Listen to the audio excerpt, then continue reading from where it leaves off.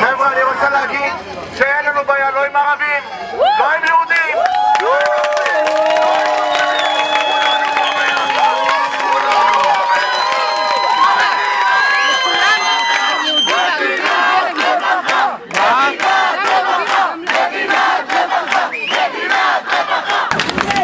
אנחנו הראינו לממשלת ישראל, לאזרחים במדינת ישראל, שממשלת ישראל איננה מעוניינת לפתור את בעיית הדיור.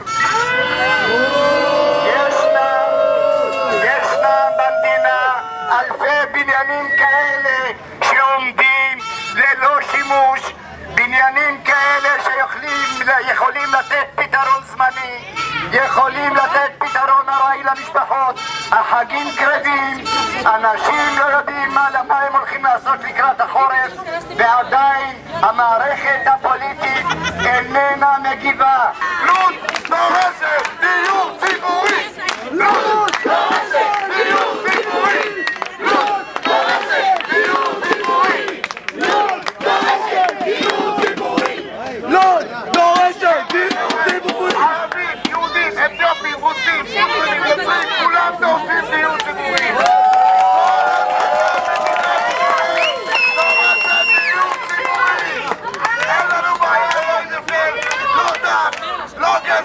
לא לאום, לא צבע, כולנו אחים, כולנו זקוקים למים.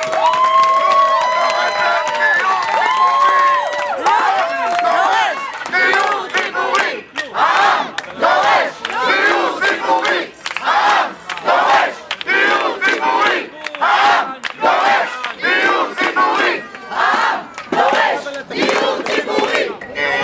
פנו אליי למעלה מ-150 משפחות ששוהים במאהלים, והם לקחו בחשבון שהמאהלים יתפרקו כאשר יגיע המועד של הלימודים של הסטודנטים, ומי שיישאר אחרון ואין לו לאן ללכת זה אותם אנשים שהרחיקו אותם, יש להם תעודת זכאות ביד ולא קיבלו את הדיור שלהם, הם ממתינים שנים רבות, הם נמצאים על סף ייאוש.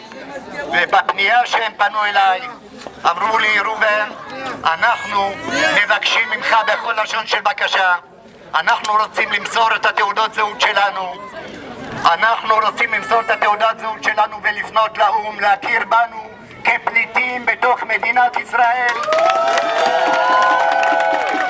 כמובן שיש עוד אנשים שפונים, אנחנו נרחיב את הרשימה, אנחנו נפנה למוסדות האו"ם שיכירו בנו כפליטים בתוך מדינת ישראל, ואונר"א תטפל בנו, אונר"א תיתן לנו את הפתרון ותיתן לנו את הדיור.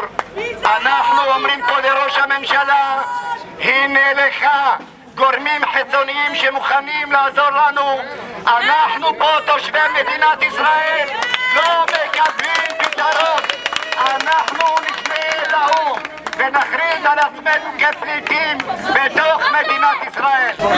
חברים יקרים, המשטרה רוצה שנפנה, אם היא רוצה שנפנה, שתביא לפה את שר השיכון, את שר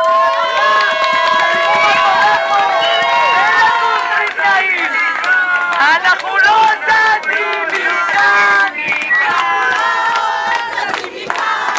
אנחנו לא זזים מכאן, אנחנו לא זזים מכאן. התשובה להפרטה, התשובה להפרטה, התשובה להפרטה. אני צריכה ללכת לישיבה, ללכת? נכון לא? לא! אנחנו לא מתפנים לכאן. איזה פורטרות, יאללה!